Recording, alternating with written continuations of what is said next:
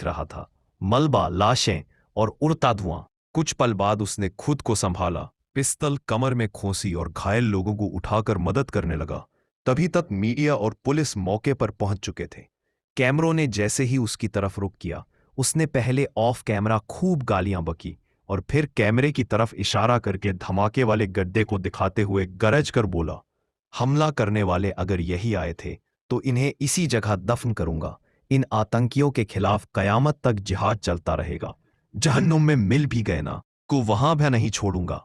ये आदमी और कोई नहीं, सिंध पुलिस का खौफ मशहूर टॉप कॉप एनकाउंटर, कराची का वही चौधरी असलम जिसका नाम सुनकर बड़े बड़े गैंगस्टर पसीने छोड़ देते थे।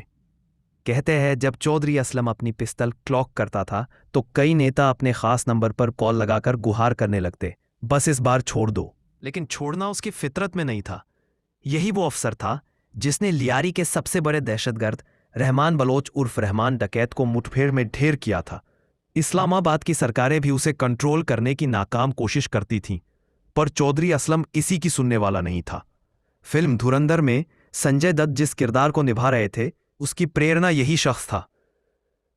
स्टार, कराची, लियारी और गैंग वॉर का दौर, साल 2000 में जब दुनिया नई सदी में दाखिल हो रही थी।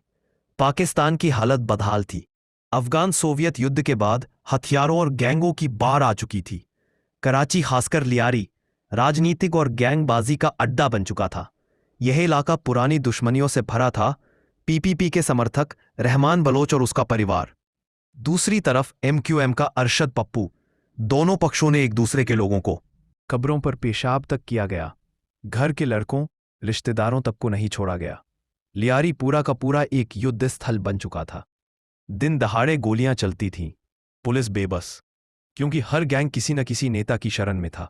इसी हंगामे में याद आया एक ही शख्स जो इन सब पर लगाम लगा सकता था, एसपी चौधरी असलम।